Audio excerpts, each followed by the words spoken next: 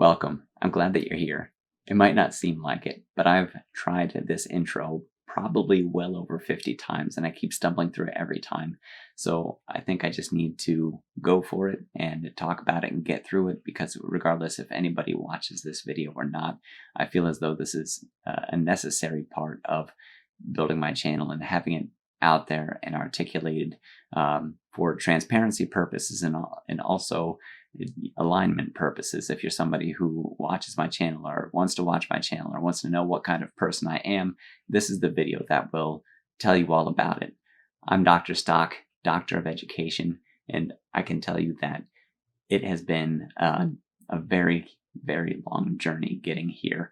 I was not the greatest student, definitely starting in middle school and then through high school. I went to college out of expectation when I graduated. I'm surprised I even got in with the grades that I had. And I dropped out the first time and I worked in restaurants for a while, and I wasn't fond of the work. I worked with some dear friends who very much love the work and continue to this day to work in restaurants and make a decent living out of it. The importance, as I tell my students, is that it's something that was not right for me, and I couldn't stay for my own reasons.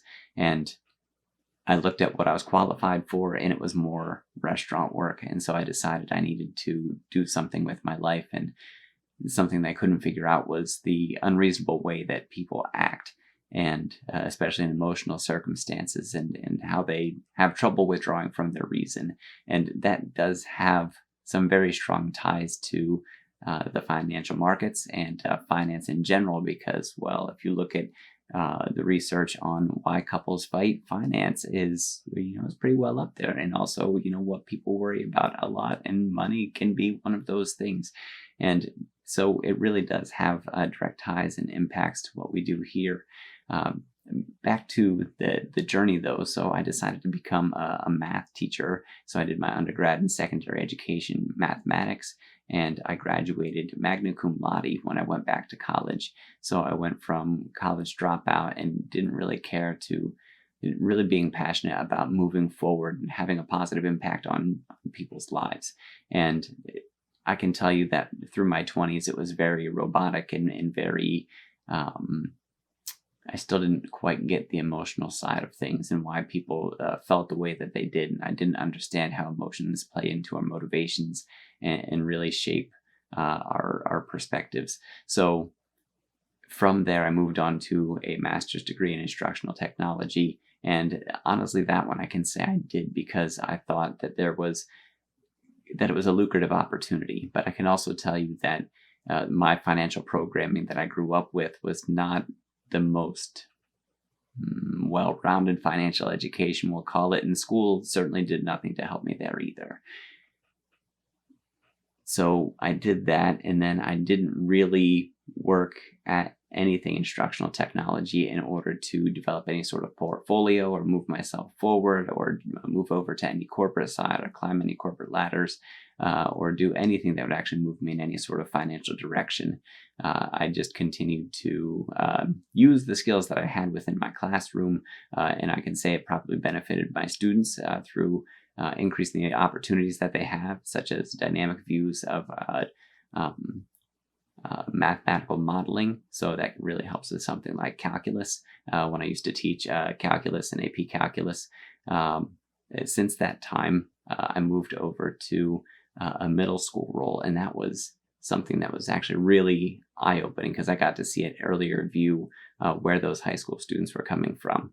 And, it allowed me to pay attention to myself as an adult in my 20s, and also seeing what the later teenagers looked like at their point in development, and then further back from that.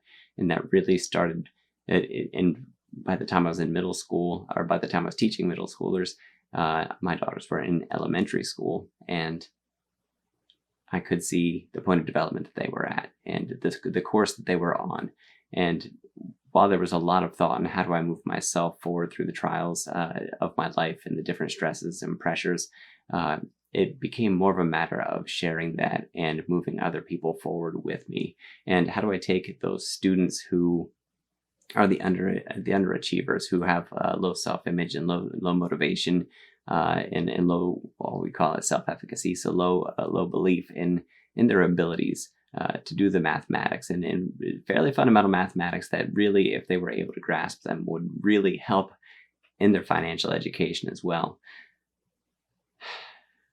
So I moved on to my doctorate, and in that program, it was incredible, informative, and life-changing. And my research was in self-regulation. And the reason for that is because if we're able to effectively self-regulate and self-control and self-direct, then that can really help our ability to focus. In the research that's already out there really speaks to the power that goes along with being able to be disciplined and be self-regulated and have strong resistance to outside urges that distract us from our focus.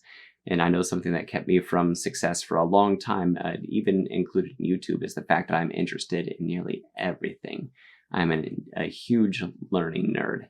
And so for me, I like electronics, and I like art, and I like music, and I like movies, and I like I love talking about finance, working with finance, improving my financial knowledge, and like recently sharing that financial knowledge since I've come to YouTube, the things that I find, the things that I learn, and that's really where the service comes in this channel, such as the CPI data that I brought. I've been working really hard on some documentation for the PCE that's also coming up that should be very related to that as well. I also have some other things in the work. PPI is one of those things coming up really soon that is also worth a look, and really getting a grasp on what's currently happening in the economic world around me. I know that I have a lot of work to do in the terms of macroeconomic, my goodness, it's late at night. I apologize. Macroeconomic implications and effects that we have on the markets that we see to be better informed investors. And really, the discoveries that I've made over time on moving forward, I think, are where I have the most value, because that generalizes to really anything that you want to move forward with, that you are really passionate about, or the passion that maybe you're developing, through personal responsibility. So that's a lot about me and about my personal beliefs, and the things that I want for you is the ability to move forward, since this is a financial channel, one dedicated to education and entertainment, hopefully becoming more entertaining as I become more comfortable on camera and talking, and more experienced in this way as I move forward through my own journey and trying to have the greatest positive impact that I can on the broadest community possible. That should play out well over time for me. And I would absolutely love to hear from any of you in the comments. Anybody still listening to me ramble on? I know this is sounding a little bit like a vlog, and I apologize for that. The rest of my videos will be more specific to finance and talking about the markets and about the different economic measures that are out there, determining the course of the markets, also determining the course of inflation. GDP is another thing that I'm working on. And all of that stuff I'm going to have released over at my Patreon. So as I continue to revamp that and reconstruct it, I will plug for it more. Right now, it is under construction. So in the small chance that at this early on that you move over there to the Patreon, it is a work in progress. And the polished product is not ready. But then again, I'm not really one to call something done. And there's always going to be fuzzy edges and frayed edges and room for improvement and changes over time, and looking to how to better serve the audience and the community that I have. So again, that Patreon, I'll have the link down in the description, along with some other links that are down there. And they're all about supporting the channel, supporting the work that I do. And you can think about it as a show of appreciation, and the value that I have to return is the information, the research that I provide, as factual as I can present it, and also my perspectives that I would have to share. It's getting pretty late. I'm getting pretty tired. I did want to come here and talk openly for one of my videos, especially this early on, something that I can call back to and something to look back at to see how the channel progresses over time through the service that I want to provide, the service of information, research, perspective, And I thank you if you stayed this long. You really are a trooper, and I hope that you found some of it interesting, even if it wasn't necessarily all that enlightening. I really do want an audience that is a community of people that really care about just learning and moving forward, and really just trying to make the best version of ourselves and the best life possible, and allowing us to be in a financial position to be exceedingly generous when we find people that are in need, that we have that sort of ability or power to help them.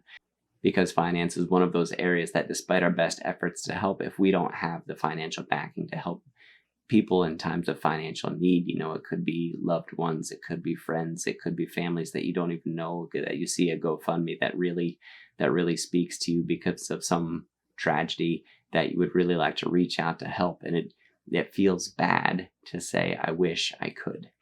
It feels good to just be able to. I know more and more all the time what it means to me. That's something that I'm highly interested in. So the more information I gather, the more research I find, the more service I provide to people, the more products that I can provide, it should ultimately translate into me being able to be even more generous over time, and be able to be even more giving in ways that I never really thought I could possibly do. I know that probably resonates with some of you as well. I'm done rambling. I'm gonna call it a night. 10 days to my 40th birthday. I'm pretty excited about it.